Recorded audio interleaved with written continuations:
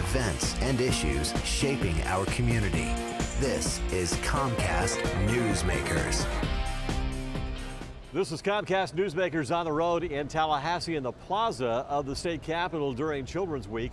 Our guest this hour, Bud Chiles, from the Lawton Chiles Foundation, as someone who has child care and child advocacy in his heritage and his heart as well. And thanks very much for joining us. Great to be here. This is, I guess your dad was a big child advocate during his time as governor, and this has been a real special time for you during Children's Week when you see all these child advocates get together. It's a terrific week. You know, he sort of started this legacy He did.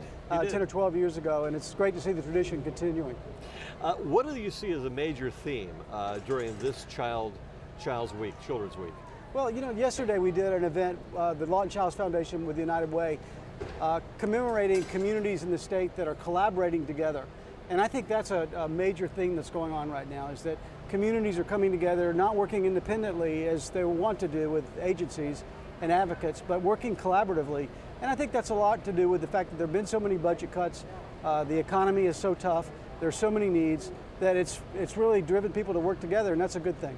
Usually you see one or two agencies working together, but I was at the luncheon yesterday, and there must have been maybe 5 or 6 agencies that have actually working together who won these awards. So it's not only just a couple, it's many agencies. You know, it's going on all over the state. As I mentioned to you, I've been out on the road. I've got about 300 miles of shoe leather down across North Florida. You're doing the same walk your dad did, right? Pretty much the same thing. You know, I'm not running for office right now, but I'm trying to advocate people really understanding how important it is for us to advocate for children, for education, for health care.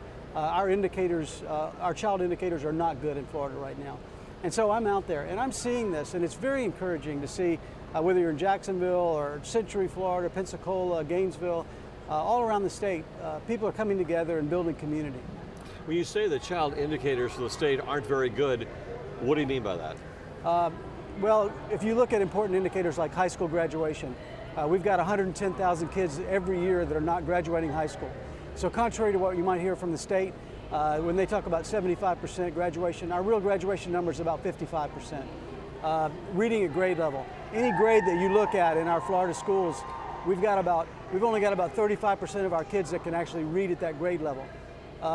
So all across the board, whether it's healthcare, prenatal, after-school programs, we're unfortunately at the bottom of the nation now in these indicators for children. Where do you see the major emphasis right now, or where should it go? The emphasis has got to go toward the front end.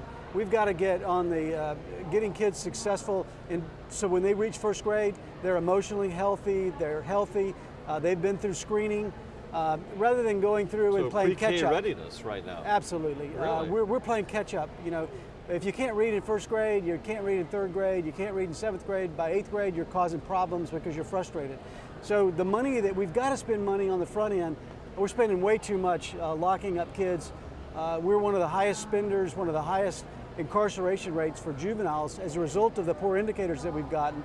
And we need to transfer a lot of that money into education and healthcare at the front end.